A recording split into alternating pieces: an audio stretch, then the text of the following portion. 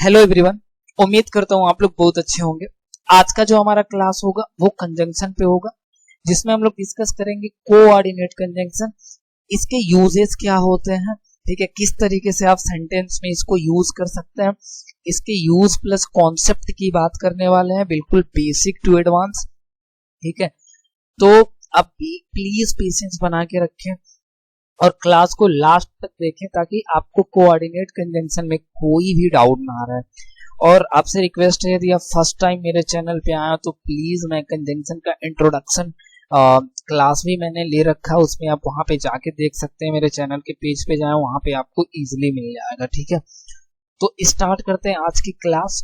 और सबसे पहले आप देखें कोऑर्डिनेट कंजंक्शन हमारा फॉर, एंड, नॉर, बट, और, इट, और, सो, ये सब के सब आपके क्या होते हैं, कोऑर्डिनेट कंजंक्शन होते हैं। ठीक है, अब इनके यूजेस को जानेंगे हम एक एक करके, लेकिन उसके पहले मैं कुछ बताना चाहता हूं आपको। जैसे देखिए, जब भी आप कोऑर्डिनेट कंजंक्शन का यूज करेंगे कहीं भी किसी भी सेंटेंस में, तो आपको एक चीज हमेशा अपने माइंड में लॉक करके रख लेना है कि जब भी आप कोऑर्डिनेट कंजंक्शन का यूज करिएगा तो वहां पे सबसे पहले क्या यूज करना है, आपको कॉमा यूज करना है, और कॉमा के बाद ही आपको कोऑर्डिनेट कंजंक्शन का यूज करना है। ठीक है, तो जब भी आप याद रखिएगा, जब भी आप कोऑर्डिनेट कंजंक्शन यूज करेंगे तो क्या यूज करना पड़ेगा आपको, एक कॉमा बिल्कुल कंपलसरी है कि आपको यूज करना ही करना। इतनी बातें क्लियर हो गई आपको, तो हम आगे बढ़ते हैं और सबसे पहले देखते हैं कि कोऑर्डिनेट कंजंक्शन में जो आपका सो होता है और ये फॉर होता है, उसके यूजेस क्या होते हैं। ठीक है, देखिए, जब भी ये जो सो होता है ऐसा कंजंक्शन यूज होता है तो इसका हिंदी मीनिंग याद रखिएगा हमेशा इसलिए होता है। ठीक है, और ये बताएगा किसको, तो ये हमेशा ना रिजल्ट बताएगा। रिजल्ट मीन्स क्या बताएगा, तो ये हमेशा बताएगा किसको, परिणाम को बताएगा। इतना याद रखिएगा। मीन्स आपको सो का जो हिंदी मीनिंग होता है, जब ये दो सेंटेंस को कनेक्ट करेगा तो इसलिए होता है, ये तो आपको याद रखना ही रखना है। लेकिन इसके साथ साथ आपको याद रखना है कि ये पता है किसको शो करता है, ये रिजल्ट को बताएगा, मीन्स हमेशा परिणाम बताएगा। ठीक है, अब यहाँ पे आ जाइएगा जरा फॉर। तो ये जो आपका फॉर होता है, तो फॉर का हिंदी मीनिंग क्योंकि होता है। कब फॉर की मीनिंग क्योंकि होगा, जब ये दो सेंटेंस के मिड में आएगा, आई मीन दो सेंटेंस के बीच में आके दो सेंटेंस को ये कनेक्ट करेगा, जोड़ेगा, तो इसका हिंदी मीनिंग जो होता है वो क्या हो जाता है, क्योंकि हो जाता है। और याद रखिएगा ये रीजन बताता है। अब रीजन मीन्स क्या होता है, ये हमेशा कारण को बताता है। ठीक है, तो आपको दोनों पॉइंट याद रखना है कि सो जब दो सेंटेंस को जोड़ेगा तो इसका हिंदी मीनिंग इसलिए होता है। ठीक है, ये फर्स्ट पॉइंट है। दूसरा पॉइंट ये है कि जो फार होता है, ठीक है, ये जब दो सेंटेंस को जोड़ेगा तो इसका हिंदी मीनिंग क्या होता है, क्योंकि होता है। लेकिन ये बताएगा क्या, रीजन, हमेशा कारण बताने के लिए क्या यूज करते हैं आप, फॉर का यूज करते हैं। ठीक है, इतनी बातें आपको क्लियर हो गया, तो जरा हम सेंटेंस को कनेक्ट करते हैं और समझते हैं इसको और अच्छे से। अब मैं कहूंगा यहाँ पे जरा ध्यान से देखिए, कह रहे कि वो बीमार है, सही है, इसलिए वह स्कूल नहीं जाएगा। अब आपके माइंड में एक चीज आ गया कि चलो यहाँ पे इसलिए दिया हुआ है तो हम क्या यूज कर लेंगे, सो यूज कर लेंगे। लेकिन आपको इतना पता है, लेकिन आपको ये भी पता होना चाहिए कि ये बताता किसको है, रिजल्ट को बताएगा। जैसे समझा रहे हैं आपको, यहाँ पे लिखा हुआ है कि वो बीमार है। ठीक है, तो वो यदि बीमार है तो उसका परिणाम क्या हुआ, उसका इफेक्ट क्या पड़ा, उसका प्रभाव क्या पड़ा। तो आप कहेंगे सर वो बीमार है तो उसका इफेक्ट ये पड़ा कि वो स्कूल नहीं जाएगा। तो उसके बीमार होने का जो परिणाम निकला वो क्या निकल गया, कि वो स्कूल नहीं जाएगा। तो ये वाली जो आपकी क्लॉज है कि वो स्कूल नहीं जाएगा, ठीक है, ये जो है वो क्या बता रहा है, तो आप कहेंगे सर ये रिजल्ट बता रहा है। तो रिजल्ट बताने के लिए भी क्या यूज करते हैं आप, सो यूज करते हैं। तो याद रखिएगा हमेशा सो का यूज कब करेंगे, जब वो रिजल्ट को शो करना होगा तब। लेकिन यहाँ पे तो हिंदी में आपको इसलिए दिया हुआ है तो कोई टेंशन ही नहीं है, आराम से आप क्या यूज कर लेंगे, सो यूज कर लेंगे। अब आप कहेंगे सर इसको जरा ना फ्रेम करते हैं, बनाते हैं और देखते हैं इसको किस तरीके से हम इजिली फ्रेम कर सकते हैं। ठीक है, कैसे बना सकते हैं इसको हम। देखिए, अब ये कह रहा ना कि वो बीमार है, तो इसको सबसे पहले आप क्या करेंगे, सेंटेंस को फ्रेम करने के लिए सबसे पहले आप लिख लीजिए वो बीमार है। तो आप क्या करेंगे, आप लिखेंगे ऐसे कि ही इज, ठीक है, ही इज इल, सही है। तो आपने लिख दिया कि ही इज इल, वो बीमार है। ठीक है, अब कह रहा है इसलिए, तो आपको क्या लगाना है जी, सो लगाना है। लेकिन आपको ये भी याद है कि सो जो है वो कोऑर्डिनेट कंजंक्शन है, तो आपको क्या यूज करना पड़ेगा, कॉमा यूज करना पड़ेगा, फिर आप क्या लिखेंगे, सो लिखेंगे, ठीक है। और उसके बाद दूसरा सेंटेंस, वो स्कूल नहीं जाएगा, तो फ्यूचर में है तो आप क्या लिख लेंगे, आप लिखेंगे ऐसे कि he will not go to कहाँ पे, स्कूल, ठीक है। तो आपने लिख दिया कि he will not go to school, means वो स्कूल नहीं जाएगा, ठीक है। ये रहा आपका सेंटेंस बन गया। तो बिल्कुल इजी वे में आप क्या कर सकते हैं, ऐसे हम जोड़ सकते हैं सेंटेंस को, ठीक है। अब जरा दूसरा सेंटेंस आप देखें, सेम सेंटेंस को, जैसे कि अब ये क्या कह रहा है कि विनोद क्रिकेट नहीं खेलता है, सही है।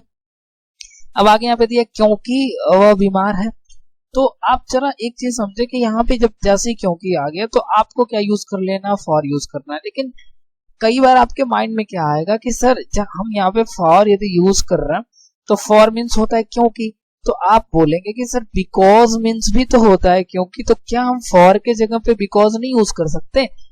बिल्कुल आप 200% यूज कर सकते हैं। आप चाहे तो फॉर यूज करिए और चाहे तो आप क्या यूज करिए, बिकॉज यूज करिए, वो आपका चॉइस है। बट डिफरेंस सिर्फ इतना सा होगा कि आप यदि फॉर यूज करते हैं तो ये कोऑर्डिनेट कंजंक्शन होगा, और यदि आप बिकॉज यूज करते हैं तो ये सबऑर्डिनेट कंजंक्शन होगा। सिर्फ यही होगा कि बिकॉज जो होता है वो सबऑर्डिनेट कंजंक्शन है और जो फॉर है वो आपका कोऑर्डिनेट कंजंक्शन है। तो आप जब फॉर लगाएंगे तो इसके पहले आपको क्या लगाना पड़ेगा, कॉमा लगाना पड़ेगा। बट आप बिकॉज लगाएंगे तो कोई कॉमा नहीं लगाएंगे, ठीक है। तब इस सेंटेंस को आप जोड़ सकते हैं कैसे, विनोद क्रिकेट नहीं खेलता, देखो ये प्रेजेंट इंडेफिनिट का नेगेटिव है, तो सिंपल सा आप क्या बनाएंगे, आप इसको सिंपल सा बोलेंगे कि विनोद, सही है। अब इसके साथ क्या लगाओगे आप, डज नॉट, अब क्या लिख लेंगे, प्ले। अब डायरेक्ट क्या लिखना है, क्रिकेट, क्योंकि आपको पता है कि गेम के नेम के पहले कोई आर्टिकल नहीं आता, तो आप डायरेक्ट लिखेंगे Vinod does not play cricket. अब क्योंकि के लिए आप देखिए, यदि आप फॉर लगाते हैं तो आपको क्या लगाना पड़ेगा, कॉमा लगाना पड़ेगा, और यदि आप बिकॉज लगाएंगे तो बिना कॉमा का यूज कर सकते हैं, ठीक है। अब क्या होगा, वह बीमार है, तो आप क्या लिख लेंगे कि ही इज इल। इसको इजी वे में हम क्या कर सकते हैं, आराम से बिल्कुल इसको हम कनेक्ट कर सकते हैं। अब मैंने जैसे बोला कि ये जो फॉर होता है वो क्या बताता है, रीजन। तो आप देखें जरा क्या कह रहे हैं, विनोद क्रिकेट नहीं खेलता है, सही है, तो विनोद क्रिकेट नहीं खेलता है। अब आगे दिया क्योंकि वो बीमार है, तो यहाँ पे जो ये जो बीमार है वो क्या रीजन नहीं बता रहा है, कारण बता रहा है ना कि वो क्यों नहीं खेलता है। तो वो क्यों नहीं खेलता है, क्योंकि वो बीमार है, तो उसका क्रिकेट खेलने का जो कारण है वो यही है ना कि बीमार है। तो आपने देखा फॉर जो है वो क्या बता रहा था, रीजन बता रहा था, मीन्स कारण बता रहा था। तो जब भी आप फॉर का यूज करेंगे तो हिंदी मीनिंग इसका क्या हो जाएगा, क्योंकि। कब इसका हिंदी मीनिंग क्योंकि होगा, जब ये दो सेंटेंस को कनेक्ट करेगा तब। लेकिन ये सबसे इंपॉर्टेंट है कि आपको ये याद रखना है रीजन, कि ये हमेशा क्या बताएगा, कारण, क्योंकि यहाँ पे तो हिंदी दिया है। अब मान लीजिए हिंदी वर्ड नहीं दिया रहेगा तो आपको कैसे पहचानना पड़ेगा इससे, कि रीजन बताएगा तो क्या यूज कर देना आपको, हमेशा हम यूज करेंगे फॉर का, और जब फिर रिजल्ट बताएगा तो क्या यूज करना है जी, सो का। लेकिन जब so as a conjunction use होता है दो सेंटेंस को कनेक्ट करने के लिए, तो इसका हिंदी मीनिंग क्या होगा, इसलिए। और फॉर को जब दो सेंटेंस के बीच में आप यूज करते हैं तो ये क्या होता है, इसका हिंदी सेंस क्योंकि होता है, ठीक है। तो आई होप आपको इतना क्लियर हो गया। अब जरा नेक्स्ट देखते हैं कि ये क्या है, ठीक है। अब देखिए, जैसे आपने सुना कि बट होता है और इट होता है, तो बट का हिंदी मीनिंग क्या होता है, लेकिन, ठीक है। और जो इट का हिंदी मीनिंग होता है वो क्या होता है, फिर भी। लेकिन याद रखना ये सभी मैं आपको क्या बता रहा हूँ, कोऑर्डिनेट कंजंक्शन। यानी बट जब दो सेंटेंस के बीच में आएगा, दो सेंटेंस को जब ये कनेक्ट करेगा तो इसका हिंदी क्या मीनिंग क्या होगा, लेकिन। और जब इट भी आपका दो सेंटेंस के बीच में होगा, जब दो सेंटेंस को कनेक्ट करेगा तो इसका सेंस का क्या होगा, आपका फिर भी होगा, ठीक है। अब मैं आपको क्या बता रहा हूं कि हिंदी मीनिंग पे यदि आप ना जाएं तो आप जहां पे बट का यूज कर सकते हैं वहां पे इट का यूज कर सकते हैं, और जहां पे इट का यूज कर सकते हैं वहां पे बट का यूज कर सकते हैं। मीन्स चाहे आप बट का यूज करिए चाहे इट का यूज करिए, दोनों बातें कहिए किसी भी सेंटेंस में। अब चाह तो आप देखो, लेकिन आपको समझना क्या है, आपको समझना है कि ये जो बट है और जो इट है वो बताता क्या भाई, कंट्रास्ट बताता। आप कहेंगे सर ये कंट्रास्ट क्या होता है, तो कंट्रास्ट यदि मैं बताऊंगा तो आपको मैं ऐसे बोलूं यदि कि ये अपोजिट बताएगा। अपोजिट मीन्स हो गया कि जब भी दो अपोजिट सेंटेंस को आपको जोड़ना हो, ठीक है, यानी दो उल्टे सेंटेंस को आपको कभी भी कनेक्ट करना है तो वहां पे हम या तो बट यूज कर सकते हैं या तो क्या यूज कर सकते हैं, एट यूज कर सकते हैं। अब देखिए जरा मैं आपको अपोजिट तो आपको समझ में आ रहा है, लेकिन मैं ना कंट्रास्ट आपको समझा देता हूँ। जैसे कंट्रास्ट का मीनिंग क्या होता है कि जैसे कोई भी सेंटेंस है, कोई भी आपका वो इंसिडेंट कुछ भी हो सकता है वो, ठीक है। अब मान लीजिए कि जैसा होना चाहिए वैसा नहीं हो रहा है, मतलब जैसा हमको और आपको क्या पूरी दुनिया को जैसा लग रहा है कि ऐसा होना चाहिए बट वो उसके उल्टा हो रहा है, उसी को हम क्या बोलेंगे, कंट्रास्ट बोलेंगे। अब कहेंगे ये सर क्या नौटंकी, जरा मैं समझा रहा हूं। देखो जैसे मैं यदि आपको ऐसे बोलूंगा, समझिएगा ध्यान से कि ही इज, जरा ध्यान से समझेंगे, ही इज वेरी रिच, ठीक है। अब आपने बोला कि ही इज वेरी रिच, अब मैंने यहाँ पे डैश कर दिया, तो he is very rich means क्या कि वो बहुत अमीर है, लेकिन आपने आगे इसी को लिख दिया यहाँ पे कि ही इज माइजर, और वो क्या है जी, कंजूस है, मीन्स पैसा ही नहीं खर्च करता है वो। अच्छी एक बात बताइए, हमें और आपको क्या लगता है कि भाई जिनके पास पैसे हैं, जिनके पास ढेर सारे पैसे हैं, तो उनको पैसे खत्म करने में या फिर पैसे खर्च करने में क्या प्रॉब्लम है? तो आपको ये लगता है ना कि जो रिच है उसको पैसे खर्च करना चाहिए, लेकिन ये क्या कह रहा है कि ही इज वेरी रिच, वो बहुत अमीर है, लेकिन फिर आगे कह रहा है कि ही इज माइजर, लेकिन वो कंजूस है। लो तो यहाँ पे आप देखेंगे कि क्या सेंटेंस, ये वाली और ये वाली सेंटेंस जो वो कंट्रास्ट बता रहा है, कंट्रास्ट मीन्स हो गया उल्टे सेंटेंस को जोड़ रहा है। तो जब ये उल्टे सेंटेंस को जोड़ रहा है, सॉरी जब ये दोनों कंट्रास्ट बता रहा है मीन्स उल्टा बता रहा है, तो यहाँ पे आपका क्या यूज करना है, या तो बट यूज करेंगे या तो एट यूज करेंगे। तो आपका चॉइस है, चाहो तो आप यहाँ पे बट यूज कर लो, लेकिन ये आपका कोऑर्डिनेट कंजंक्शन है तो सबसे पहले आपको क्या लगाना पड़ेगा, कॉमा, फिर आप चाहो तो बट यूज करो, चाहो तो क्या यूज करो, एट यूज करो, ठीक है। तो जब भी आपको दो उल्टे सेंटेंस को जोड़ना हो, कंट्रास्ट जब बताना होगा, तो या तो बट यूज करेंगे या तो क्या यूज करेंगे, एट यूज करेंगे, ठीक है जी। अब जरा आगे समझते हैं इसका, आप जरा हिंदी देख लेते हैं, हिंदी से कैसे समझ सकते हैं। जैसे कह रहे कि मैंने जहर पिया था, लो भाई ये जहरीला इंसान है, जहर पी लिया, ठीक है।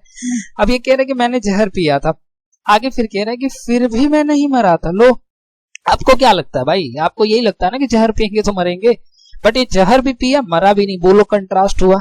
आप कहेंगे हाँ सर ये उल्टे सेंटेंस है, तो या तो यहाँ पे बट लगाइए या तो एट लगाइए, तो आप कैसे जोड़ेंगे इसको? तो आप कहेंगे मैंने जहर पिया, तो आप लिखेंगे यहाँ पे आई, ठीक है, पीने का सेकंड फॉर्म लगेगा क्योंकि ये पास्ट इंडेफिनिट है, तो आई ड्रैंक व्हाट, क्या आपने पिया, तो आई ड्रैंक द पॉइजन, ठीक है।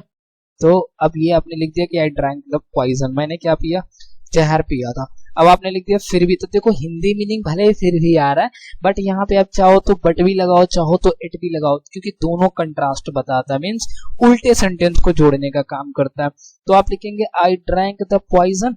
अब क्या हो जाएगा, यहाँ पे कॉमा लगा लिया हमने, और फिर यहाँ पे हमने मान लीजिए मेरा मन है इट लगाने का, तो हमने क्या लगा दिया, इट लगा दिया, ठीक है। अब ये कह रहा है कि मैं नहीं मरा था, अच्छा जी, तो ये मरा ही नहीं तो क्या लिख लेंगे, आई डिड नॉट डाई, ठीक है। अब आराम से देखिए इस सेंटेंस को आपने जोड़ लिया। तो जब भी दो उल्टे सेंटेंस को आपको जोड़ना हो तो वहां पे या तो बट या तो क्या लगाएंगे, एट लगाएंगे, सिंपल है यार, इसमें ज्यादा कुछ दिमाग ही नहीं लगाना आपको, ठीक है। तो कंट्रास्ट जब भी बताएगा तो क्या यूज करेंगे, या तो बट या तो एट। अब यहाँ पे क्या कह रहा है, सुनिएगा ध्यान से, कह रहा है मैं कठिन परिश्रम किया था, वाओ। अब देखो ये कठिन परिश्रम किया था, अब भाई आपको क्या पता है कि आप जब कठिन परिश्रम करते हैं, जब भी आप हार्ड वर्क करते हैं, तो आप ना उसका जो भी रिजल्ट होना चाहिए वो अच्छा होना चाहिए। बट ये कह रहा है कि लेकिन मैं असफल हो गया, लो उल्टा हो गया ना, कठिन परिश्रम हम करते हैं तो हमको तो सफल होना चाहिए ना, ये असफल हो गया, उल्टा हो गया, कॉन्ट्रास्ट बता रहा है ये। तो जैसे ही कॉन्ट्रास्ट बताएगा या तो बट या तो इट, तो आप लिखेंगे मैं कठिन परिश्रम किया था, तो क्या लिखेंगे, आई। अब यहाँ पे लिखेंगे क्या, कठिन परिश्रम करना हो जाएगा आई वर्कड हार्ड, क्योंकि ये पास्ट में है ना, तो आई वर्कड हार्ड मीन्स मैंने कठिन परिश्रम किया था। अब लेकिन लगाना, तो यहाँ पे आप कॉमा लगाएंगे, फिर क्या लगा लेंगे, बट आप यहाँ पे इट लगाएंगे तो भी सही है, कोई दिक्कत नहीं है, ठीक है। अब कह रहा मैं असफल हो गया मीन्स फेल हो गया, तो अब क्या लिखेंगे, आई फेल्ड, ये लीजिए बन गया आपका। तो इस तरीके से हम क्या कर सकते हैं, कंजंक्शन का यूज करके, कोऑर्डिनेट कंजंक्शन का दो सेंटेंस को इजिली हम क्या कर सकते हैं, कनेक्ट कर सकते हैं, ठीक है। आई होप आपको ये क्लियर हो गया किस तरीके से। तो याद रखिएगा, बस आपको ये जरूर याद रखना है कि जब भी आप बट यूज करेंगे, जब भी आप एट यूज करेंगे, कंट्रास्ट मीन्स दो अपोजिट सेंटेंस को ये क्या करेगा, जोड़ेगा, ठीक है। अब जरा नेक्स्ट समझते हैं, नॉर और इसके क्या यूजेस हैं, ठीक है, इसको कहाँ पे हम यूज करेंगे, ठीक।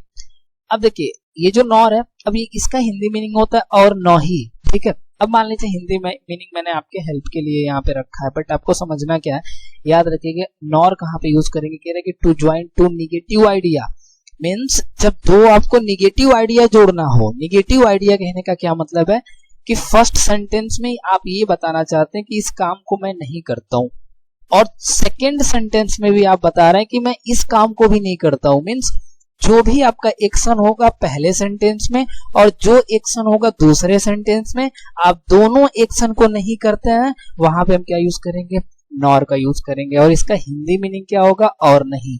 अब थोड़ा सा पेशेंस रखिए, अभी इसका मैं एग्जांपल लेके ना सब कुछ क्लियर करता हूं आपको। अब देखिए और ये क्या कहता है, या होता है इसका सेंस, या फिर क्या होता है, अन्यथा। याद रखिएगा आर का जो हिंदी मीनिंग होता है वो या तो या होगा और या तो क्या होगा, अन्यथा होगा, ठीक है। और ये बताएगा किसको, अल्टरनेटिव। आप कहोगे सर अल्टरनेटिव का क्या मतलब है, तो आप याद रखिएगा हमेशा ये पता है क्या बताएगा, विकल्प बताएगा। यानी जब भी आपको विकल्प बताया जाए, मतलब आपके पास चॉइस हो, मतलब दो में से कोई एक, ऐसा करके विकल्प आपके पास हो, ऑप्शन हो, ठीक है। तो ऑप्शन जब बताएगा तो वहां पे हम क्या यूज करेंगे, और का यूज करेंगे। याद रखिएगा जब भी आप और का यूज करेंगे इसका हिंदी मीनिंग या फिर क्या हो सकता है, अन्यथा। लेकिन ये अल्टरनेटिव होता है, मतलब ये किसको बताएगा भाई, विकल्प को बताएगा। और नॉर का यूज कहाँ पे करेंगे, नॉर का यूज करेंगे टू निगेटिव आइडिया को, मतलब पहला सेंटेंस में भी आप ये बताना चाहते हैं कि मैं ये भी एक्शन नहीं करता हूँ, और दूसरे सेंटेंस में ये आप बताना चाहते हैं कि मैं ये भी एक्शन नहीं करता हूँ। मीन्स दोनों सेंटेंस में आप कोई भी एक्शन नहीं करते हैं, तो वहां पे क्या यूज करेंगे, नॉर। और इसका हिंदी क्या मीनिंग होता है, और न ही होता है, ठीक है। इतनी बात यदि आपको क्लियर है तो जरा एग्जांपल लेके और समझते हैं। अब जरा ध्यान से समझिएगा इसको। इस सेंटेंस में कह रहा है कि मेरी बहन पढ़ना नहीं चाहती। अच्छा जी, ठीक है, तो समझ में आया कि चलो पहले सेंटेंस में ये बताना चाहता है कि मेरी बहन जो वो पढ़ना नहीं चाहती है, और आगे आपने देखा लिखा कि और न ही वो स्कूल जाती है। वाओ, तो अब कहना क्या चाहते हैं आप ये कहना चाहते हैं कि मेरी बहन पढ़ना भी नहीं चाहती है और वो स्कूल भी नहीं जाना चाहती है। मीन्स यानी ये भी एक्शन नहीं करना चाहती है और ये भी एक्शन नहीं करना चाहती है। तो जब आप दोनों में से कोई एक्शन नहीं करेंगे, कोई भी काम नहीं करेंगे, तो हम वहां पे क्या लगाते हैं भाई, नॉर का यूज करते हैं, ठीक है। लेकिन आपको समझने वाली क्या बात है, जरा ये याद रखिएगा हमेशा, जो नॉर होता है, नॉर, इसके साथ हम यूज करते हैं, पता है क्या, लॉ ऑफ इन्वर्जन। ये आपको बिल्कुल पता ही होना चाहिए, नहीं तो पूरा सेंटेंस आपका गलत हो जाएगा, ठीक है। अब क्या है मतलब लॉ ऑफ इन्वर्जन, देखिए मैं समझा रहा हूँ। जनरली आपको पता होगा कि जब भी हम किसी सेंटेंस को लिखते हैं तो क्या लिखते हैं, सब्जेक्ट लिखते हैं, हेल्पिंग वर्ब या फिर उसका ऑक्सिलरी वर्ब, और क्या लिखते हैं, मेन वर्ब, यही ना लिखते हैं आप।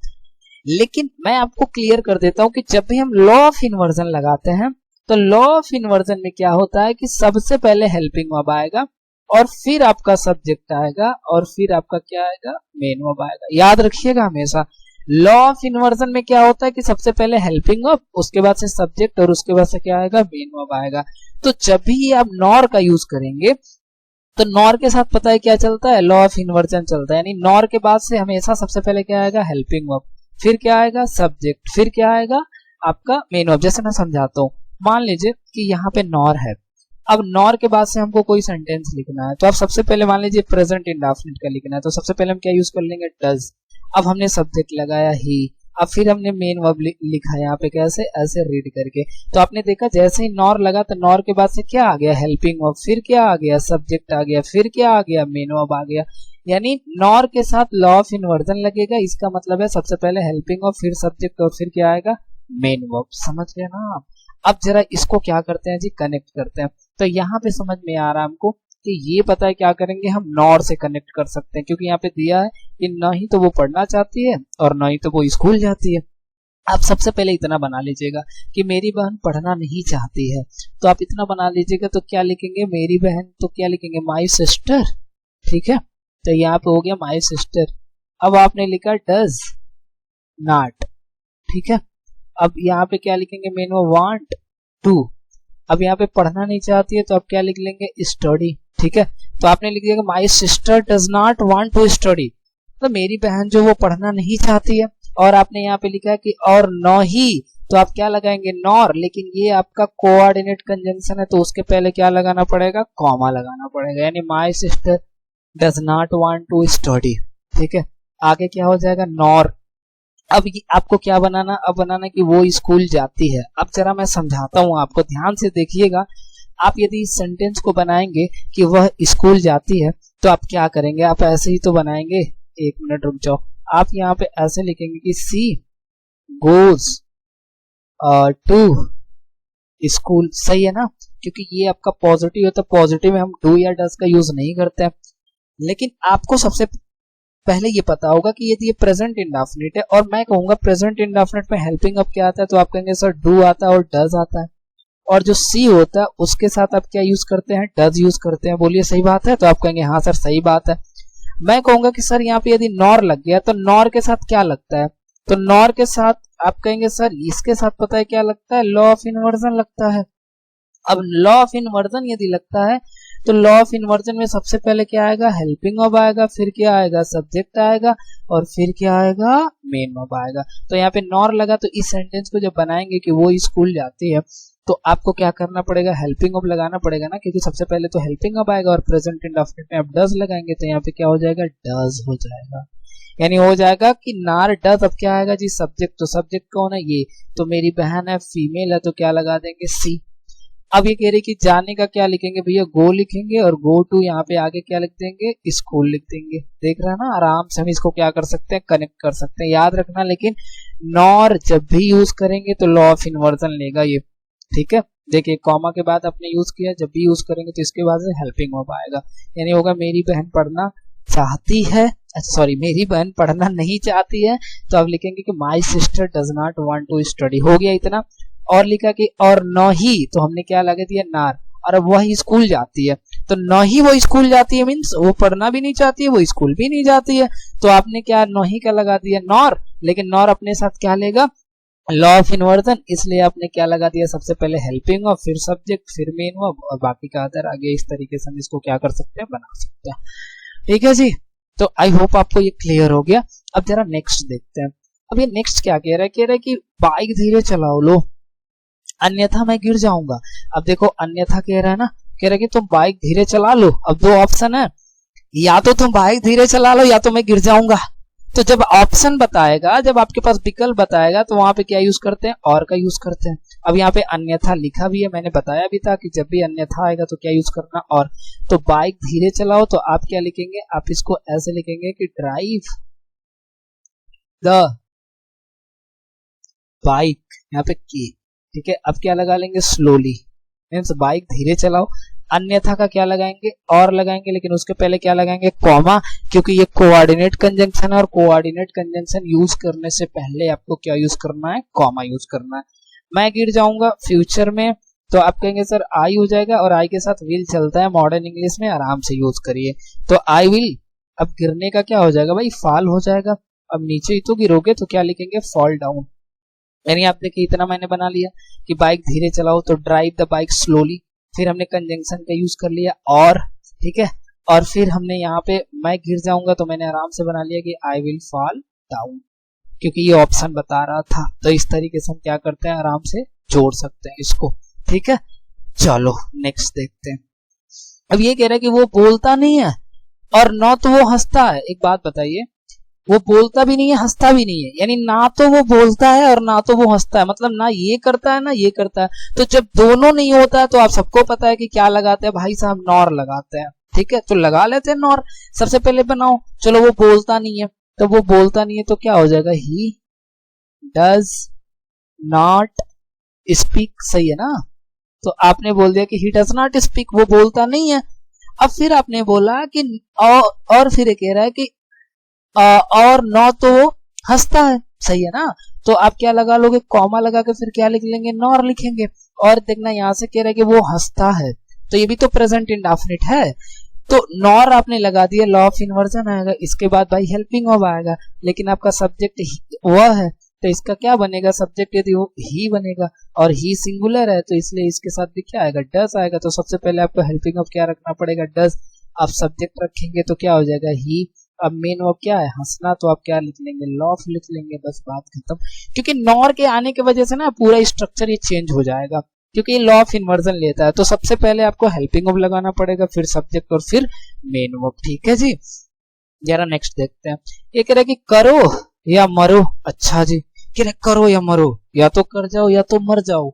भाई ऑप्शन है ना, या तो करो या तो मरो, ऑप्शन बता रहा है भाई। ऑप्शन बताने के लिए आपको पता है और यूज करते हैं यार, ये इसमें क्या ही दिमाग लगाना।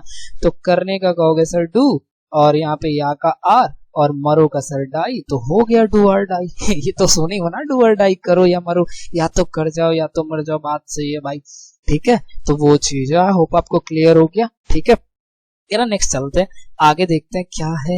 ये लास्ट एक और बचा हुआ है। ठीक है, अच्छा एंड, अब ये बहुत कॉमन है ना, आप हमेशा यूज करते हैं इसको, तो आप हमेशा यूज करते हैं, बहुत ही कॉमन है ये एंड आप यूज करते हैं। लेकिन क्या आपको पता है कि एंड का यूज तो आप करते हैं, बट इसका ना आपको समझना पड़ेगा कि एंड कहाँ पे यूज करते हैं।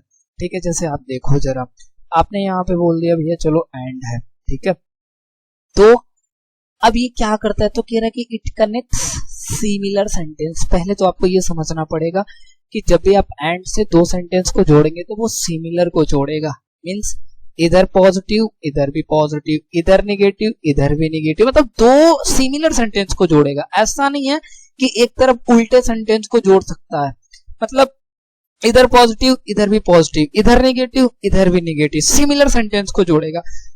ये तो बात पता है आपको, लेकिन ये जरूरी है जानना। एंड और क्या करता है, गिव एडिशनल इंफॉर्मेशन, और ये क्या करता है, और अधिक इंफॉर्मेशन देता है। मतलब जो पहला वाला सेंटेंस होगा, ठीक है, उसी का कुछ और ये क्या करेगा, और ज्यादा आपको जानकारी देगा। मींस क्या करेगा, ऐड करेगा और ज्यादा। जैसे मैं समझा रहा हूँ, ये देखिए, मैं यदि ये बोलूं ऐसे कि विराट कोहली, जरा ध्यान से देखिए, मैं ऐसे यदि बोल दूं कि विराट कोहली खिलाड़ी है, तो हमको समझ में आया, चलो विराट कोहली क्या है, खिलाड़ी। क्लियर हुआ, क्लियर हुआ।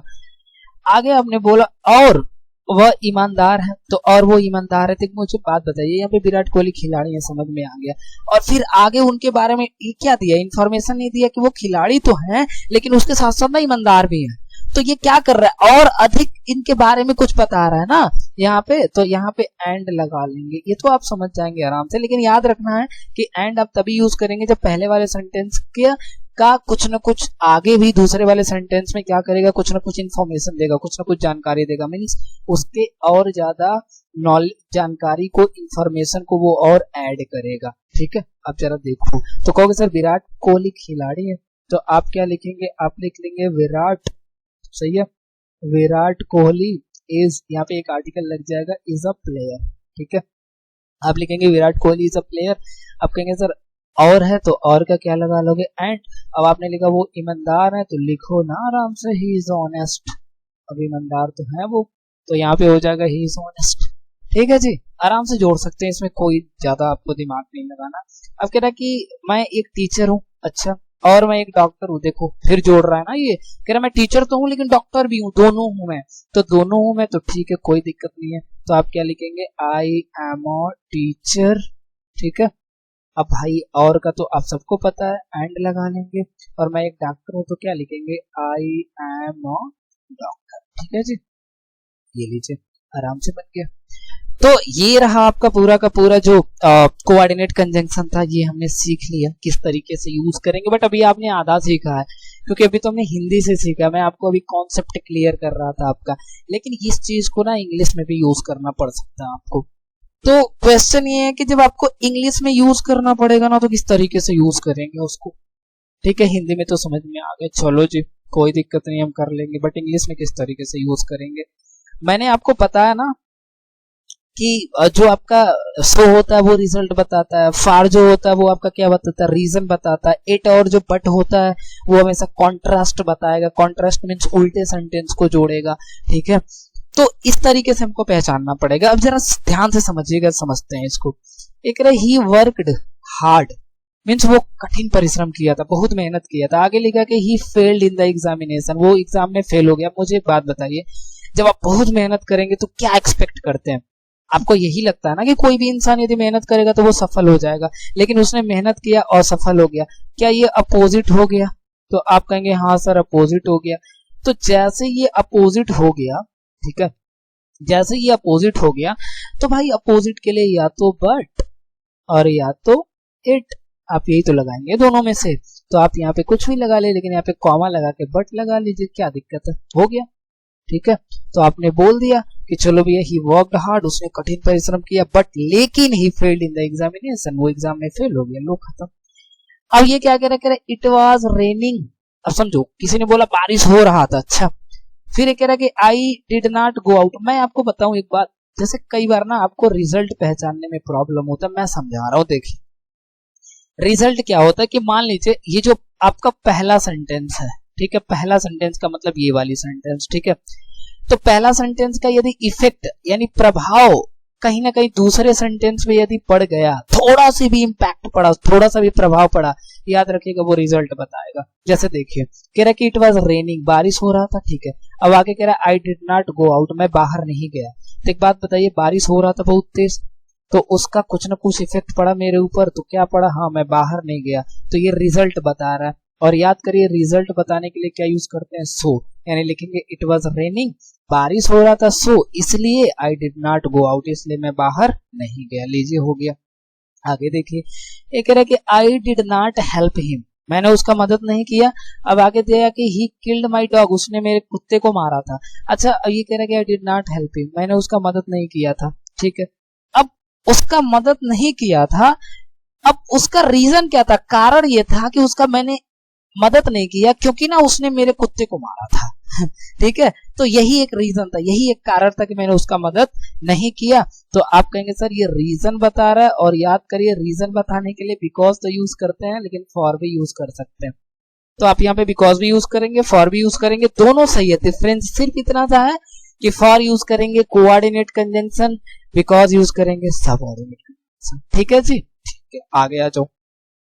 कह रहा है कि आई हैव अ कार, मेरे पास एक कार है, I have a big house, मेरे पास घर भी है। कहना चाहता है मेरे पास कार भी है, मेरे पास घर भी है। तो जब ऐड करने की बात आती है तो क्या लगाते हैं, एंड लगाते हैं। तो I have a car and I have a big house. ठीक है, अब समझना ध्यान से। ये कह रहा है कि would you like to take tea coffee, option आ गया ना, कह रहा है कि क्या पसंद करेंगे लेना आप, चाय लेंगे या कॉफी, तो हम तो कहेंगे भैया दोनों ला दो, तो क्या हो जाएगा, और हो जाएगा। ठीक है जी, चलो आगे कह रहा है कि I do not like playing football, अभी कह रहा है कि मैं ना फुटबॉल खेलना पसंद नहीं करता। फिर आगे लिखा है कि do I like playing chess, और कह रहा है कि मैं चेस भी नहीं करता हूँ पसंद खेलना। तो भाई यहाँ पे क्या आएगा, देखो ना ये फुटबॉल खेलना पसंद करता है, ठीक है, और ना ही वो चेस। तो जब दोनों एक संग नहीं होता है तो क्या लगाते हो, नॉर। और वैसे भी यार यहाँ पे देखो अब क्या क्या लगा है, हेल्पिंग ऑफ लगा है, तो नॉर के बाद ही तो हेल्पिंग ऑफ आएगा। ठीक है जी, चलो तो आई होप आपको ये क्लियर हो गया, और उम्मीद करता हूँ आप लोगों को मजा आया होगा। प्लीज यदि कुछ आप सीखे हो, आपको लगा हो कि इंफॉर्मेटिव वीडियो है, ठीक है, तो आप थोड़ा सा शेयर करते अपने दोस्तों के बीच। देखो आप ही लोग मेरे मोटिवेशन है, यदि आप शेयर करेंगे थोड़ा ज्यादा सब्सक्राइबर्स आएंगे, लाइक आएंगे, तो मुझे मोटिवेशन मिलेगा, और इस तरीके से मैं वीडियो को अपलोड करता रहूंगा आपके लिए। ठीक है, तो मिलते हैं नेक्स्ट वीडियो में, तब तक के लिए ख्याल रखिए अपना, टाटा।